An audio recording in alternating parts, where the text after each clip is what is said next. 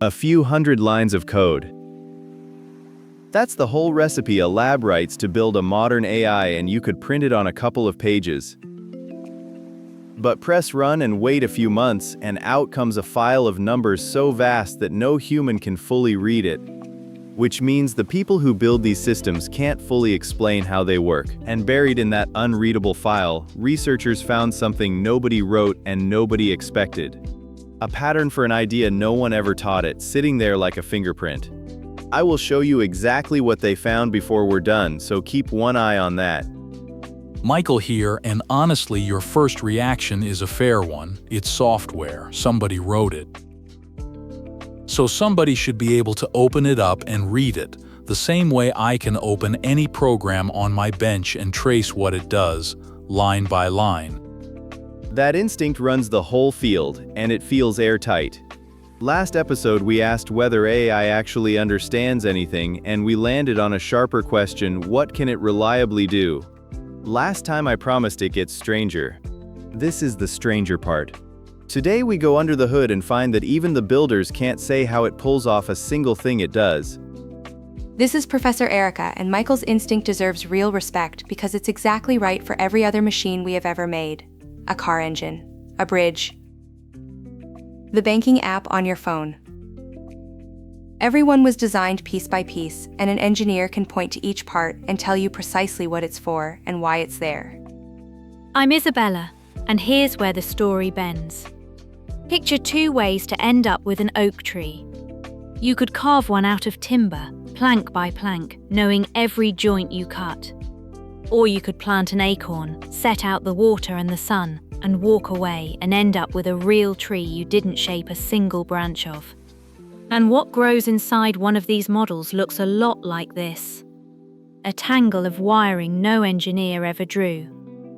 Right, and that's the catch that quietly kills my instinct. Nobody hand-wired an AI. They wrote the training recipe, poured in the internet, and let it shape itself over months. So the thing we all want to read, the finished thing, was never actually written by a person at all. And here's the knot we're all here to untie, the one everybody trips on.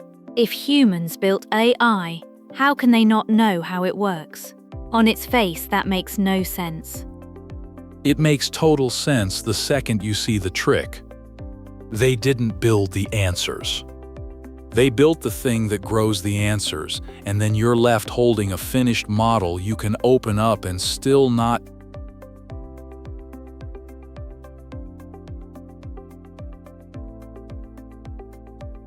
read a single word of it. You can open the file, every number sitting right there in plain sight, and it still spells nothing a person can follow. That's layer 7 of the stack we have been climbing, the limits. Except this time the limit's not what the machine gets wrong. It's what its own makers can't see inside it. Back in the Trillion Dials episode, we called a model a file of numbers, and we left you hanging on one line. Here it is, paid off. Those dials have no labels. Not one of them was set by a human hand, and not one of them comes with a note saying what it does.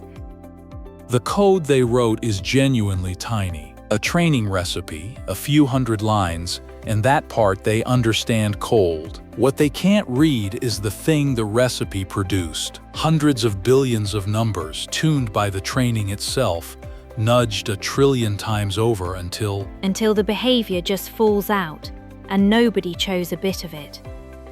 Falls right out, and that's the whole headache.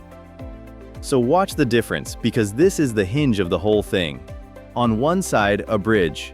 Every beam chosen, every rivet on a blueprint, and if it sways, an engineer finds the exact piece and fixes it.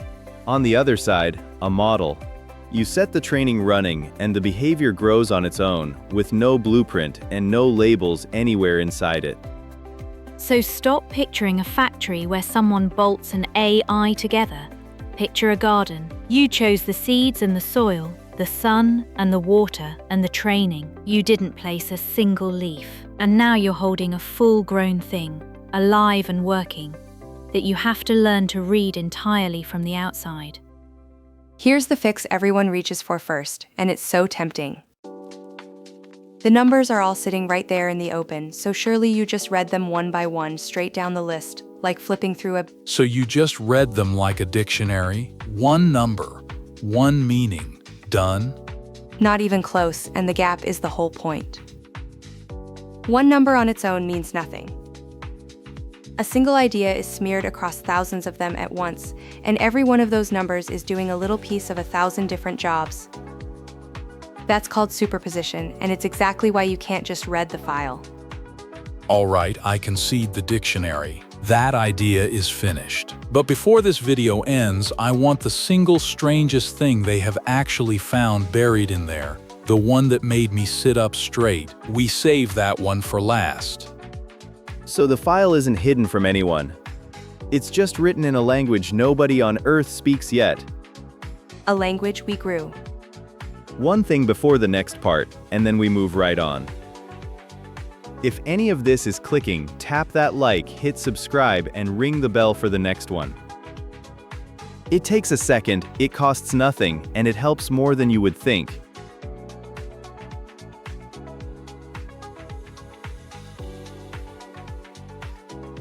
Okay, completely different question, and it's the one the whole field lives on. If you grew a thing you can't read, how on earth do you even begin to study it? Because how you answer that decides everything. Treat it as unknowable magic and you'll fear the wrong things. Treat it as fully solved and you'll trust it way too much. You do the only thing that has ever worked on something grown. You do biology on it. A biologist doesn't read an animal's genome and just understand the creature. They run experiments. Poke one part, watch what changes downstream. That's the move borrowed whole and pointed at a machine. But hold on. Biology took centuries and it still misses things constantly. So realistically, right now, how much of one of these models can anyone actually read? Good, put a real answer on that. And where exactly does that number come from? More than you would ever guess, and it's genuinely new science. Remember the fingerprint Leo told you to keep an eye on?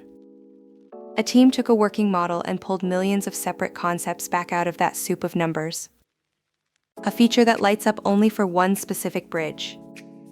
Another that fires only on computer code with a security hole in it. Ideas nobody labeled and nobody trained for, just grown in there and readable now. And here's the part that made me a believer. There's a tiny circuit these models build entirely on their own, called an induction head. Its whole job is to copy a pattern it just saw. Nobody designs it. It shows up in model after model, trained from scratch with different everything, like water finding the exact same path down a... Wait, the same circuit builds itself every time? Who checked that? Researchers did, across the whole range, from tiny toy networks up to the big ones. Same circuit, every single time. And that's the tell that these things aren't random piles of numbers. They're growing real, findable machinery inside, and the machinery repeats. So let me put you both on the spot, and you at home too. When we read one of these features, are we seeing the actual thought the model uses to answer, or just a shadow that happens to line up with it? Michael, gut call. Gut call, it's the real thought. If it lights up for bridges, it's thinking bridge. That's obvious. Half right, and the half you miss is the whole game. You can actually prove it's the real thing. Turn that one bridge feature up by hand, and the model won't stop steering everything it says toward that bridge, whether the sentence fits or not. Make it real. It starts insisting a kitchen recipe belongs on the Golden Gate. The feature isn't a shadow, it's a lever. So you're both right, inside a boundary, we can read real structure, and prove it provably. We just can't read most of it yet, not close. And that's true for almost everything they have mapped. Almost. Because the next thing they found isn't a static feature at all. It's the model doing something ahead of time that a next word guesser has no business doing. That's exactly where we go next.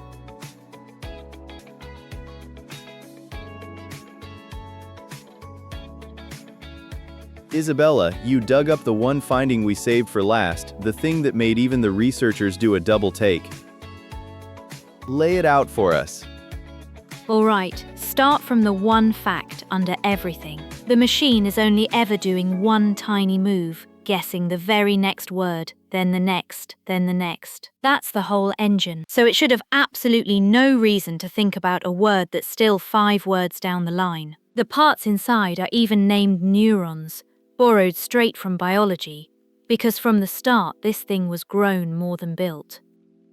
And this deserves an outside expert, not us 4 trading guesses. So I called in someone who knows the inside of these models cold, the kind of reading almost nobody on Earth can do yet. Rosa, can you hear us? Happy to jump in. Short version, yes, it plans ahead and it surprised us too. Ask it to write a rhyming couplet. Before it writes the line at all, it has already picked the word it wants to land on at the end. Then it builds the whole line backward almost to arrive right there. I want to be careful here because that's a wild claim and I'm not trusting my memory on the exact wording of an act on it fact. Let me pull the actual paper.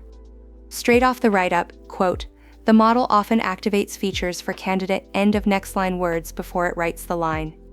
There it is, in their words, not my paraphrase. Write that down, not my guess. Okay, and it's not just poems, this is the part that flipped me. They handed it a puzzle.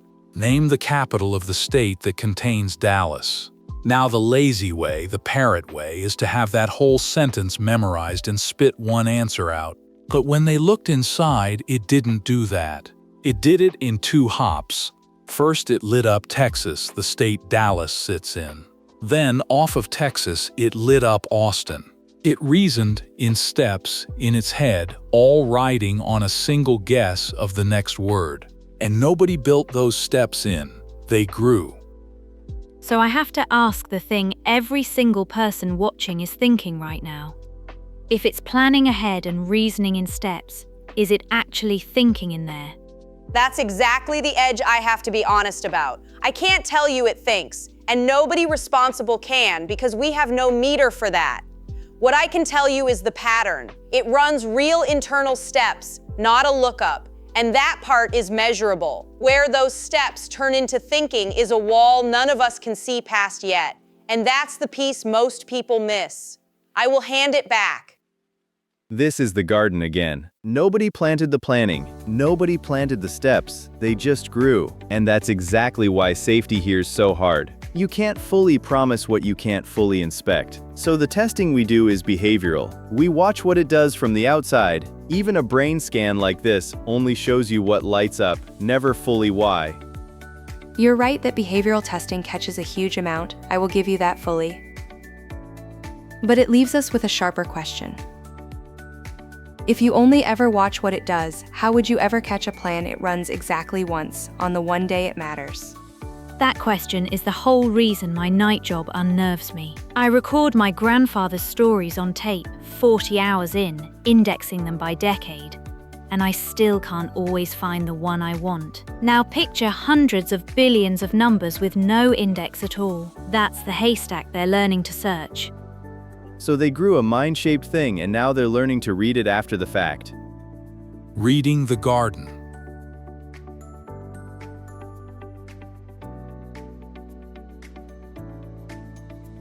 All right, breathe, because it's easy to leave this scared. So here's the honest shape of where we actually are. Line up what our testing can see against what it flatly can't. On one side, behavior.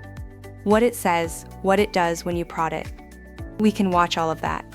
On the other side, structure. Why it said that, whether it's hiding a plan. That side we mostly can't read yet. Testing lives entirely on the watch it side, and the danger lives on the other.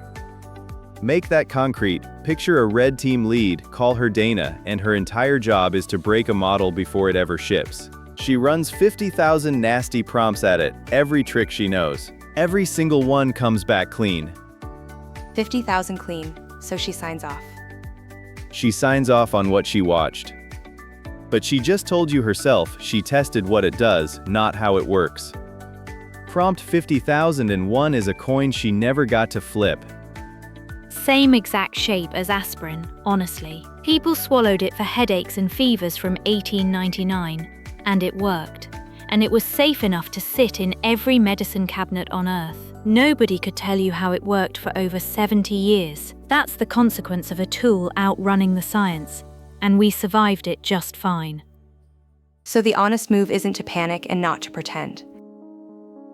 You use it carefully, you keep testing hard, and you pour money into the people learning to read it because nothing. If we can't read it, we shouldn't ship it. Full stop. by that rule we would have banned aspirin for over 70 years while it was busy saving lives. The scientist who finally explained it, John Vane, won a Nobel Prize for the answer in 1982. You don't freeze everything you can't fully see. You manage it, you test it, and you race to see it better. Here's the ruling: caution, not paralysis. Fair. Manage it, don't freeze. And now picture actually winning this. If you could read a model the way a doctor reads a blood test, you could catch a hidden plan before it ever ships. Not test and hope, prove. One lab's head has said out loud he wants to reliably detect most model problems by around 2027.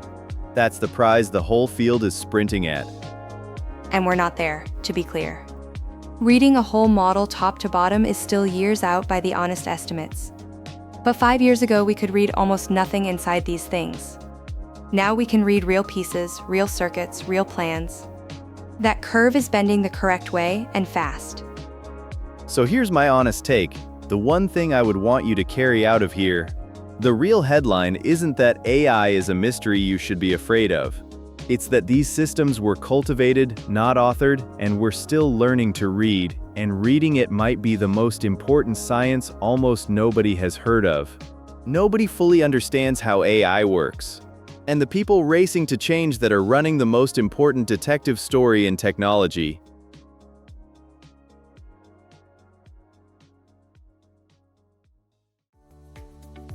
Quick recap, one line. Nobody wrote a mind here, the training grew one, and the reading it back is the science we are inventing right now. Reading the garden. Exactly right. And next time we flip the whole thing over.